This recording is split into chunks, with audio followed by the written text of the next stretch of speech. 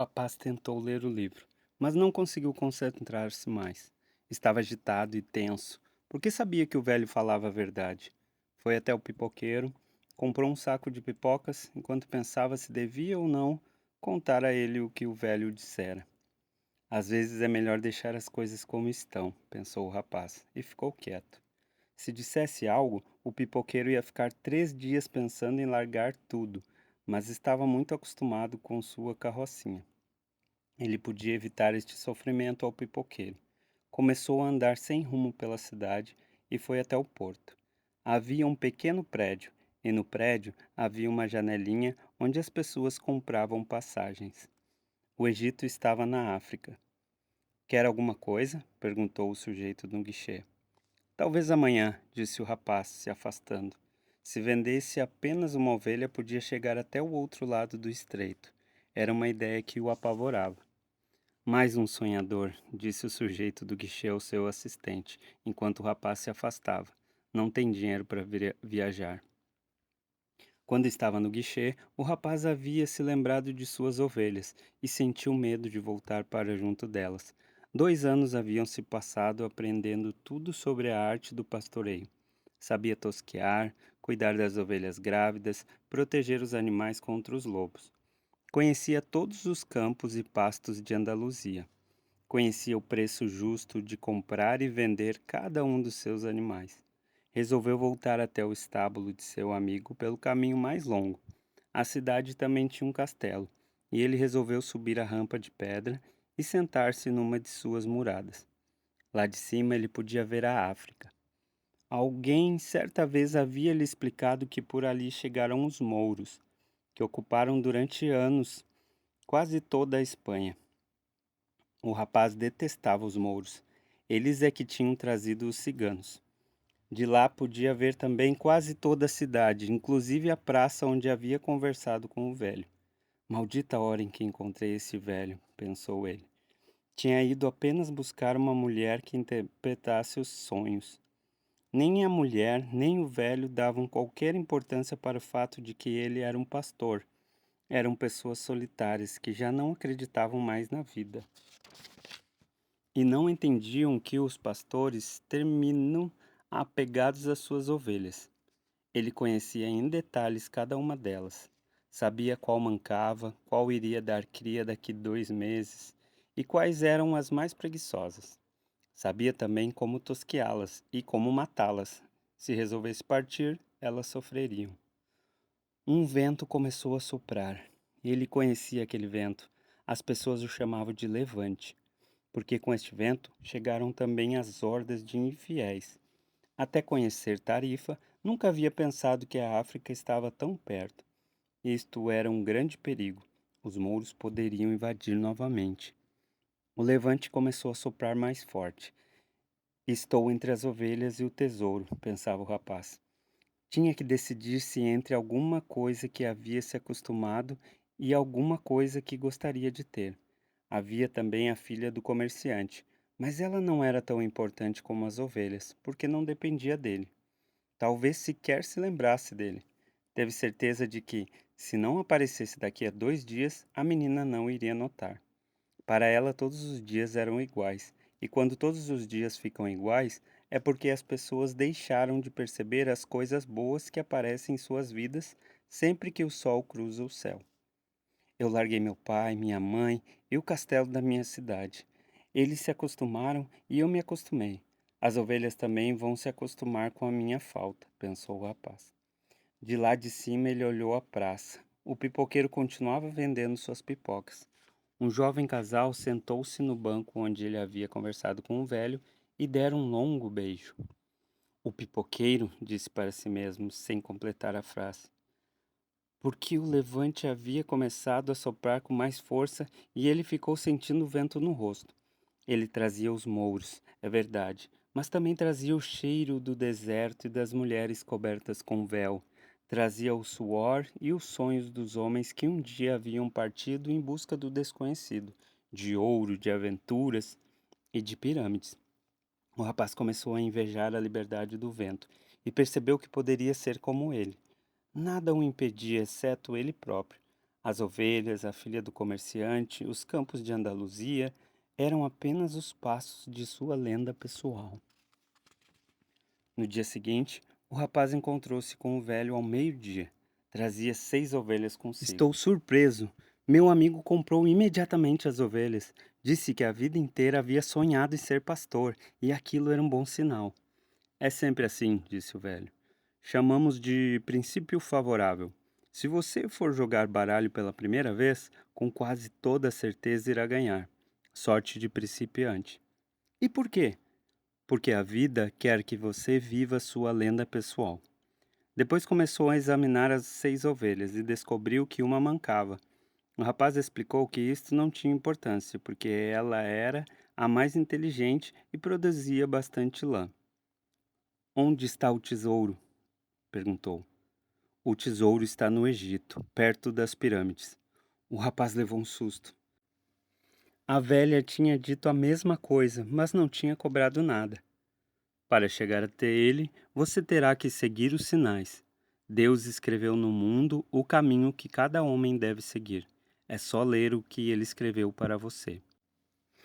Antes que o rapaz dissesse alguma coisa, uma mariposa começou a esvoaçar entre ele e o velho. Lembrou-se de seu avô. Quando ele era criança, seu avô lhe dissera que as mariposas eram sinal de boa sorte.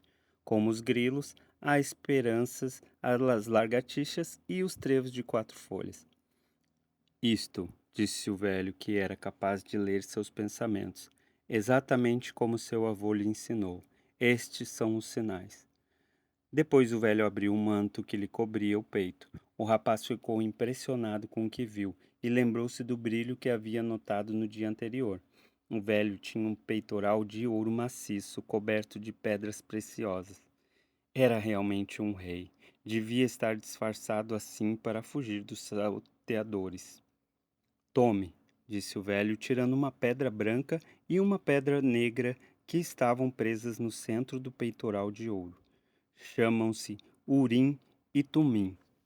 A preta quer dizer sim, a branca quer dizer não. Quando você não conseguir enxergar os sinais, elas servem. Faça sempre uma pergunta objetiva. Mas, de uma maneira geral, procure tomar suas decisões. O tesouro está nas pirâmides e isto você já sabia. Mas teve que pagar 6 ovelhas porque eu lhe ajudei a tomar uma decisão. O rapaz guardou as pedras no alforje. Daqui por diante, tomaria suas próprias decisões. Não se esqueça de que tudo é uma coisa só. Não se esqueça da linguagem dos sinais. E, sobretudo, não se esqueça de ir até o fim de sua lenda pessoal. Antes, porém, gostaria de contar-lhe uma pequena história. Certo mercador enviou seu filho para aprender o segredo da felicidade com o mais sábio de todos os homens. O rapaz andou durante 40 dias pelo deserto, até chegar a um belo castelo, no alto de uma montanha. Lá vivia um sábio que o rapaz buscava. Ao invés de encontrar um homem santo, porém, o nosso herói entrou numa sala e viu uma atividade imensa. Mercadores entravam e saíam, pessoas conversavam pelos cantos, uma pequena orquestra tocava melodias suaves. E havia uma farta mesa com os mais deliciosos pratos daquela região do mundo. O sábio conversava com todos. E o rapaz teve que esperar 2 horas até chegar sua vez de ser atendido. O sábio ouviu atentamente o motivo da visita do rapaz, mas disse-lhe que naquele momento não tinha tempo de explicar-lhe o segredo da felicidade. Sugeriu que o rapaz desse um passeio por seu palácio e voltasse daqui a 2 horas.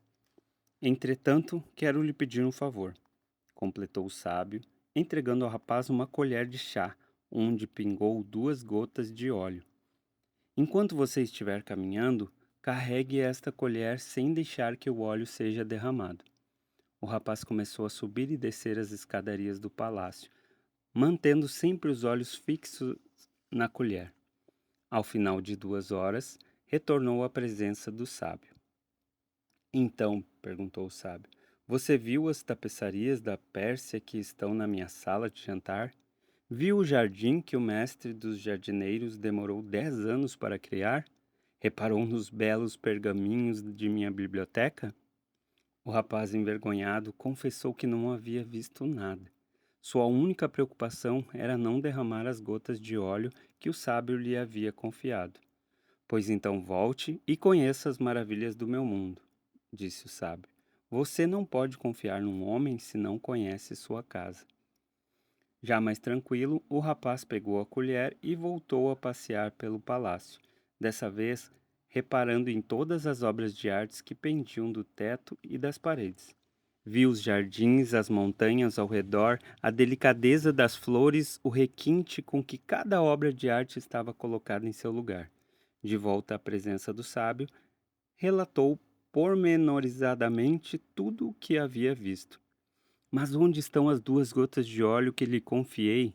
Perguntou o sábio. Olhando para a colher, o rapaz percebeu que as havia derramado. Pois este é o único conselho que eu tenho para lhe dar, disse o mais sábio dos sábios. O segredo da felicidade está em olhar todas as maravilhas do mundo e nunca se esquecer das 2 gotas de óleo na colher. O rapaz ficou em silêncio. Havia compreendido a história do velho rei. Um pastor gosta de viajar, mas jamais esquece suas ovelhas.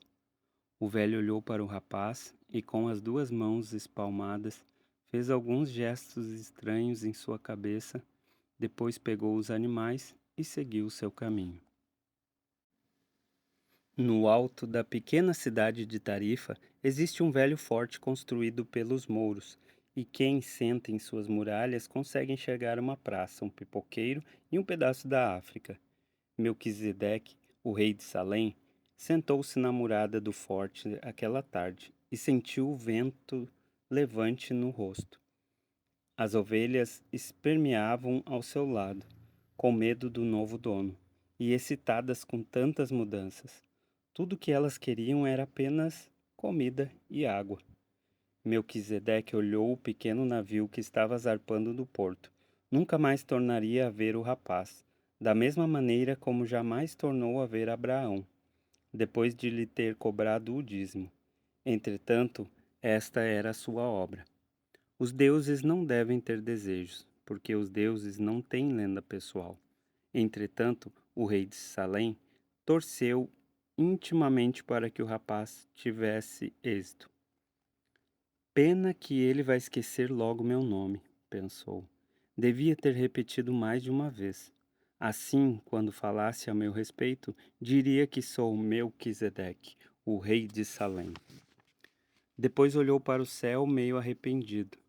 Sei que é vaidade das vaidades, como tu disseste, Senhor. Mas um velho rei às vezes tem que sentir orgulho de si mesmo.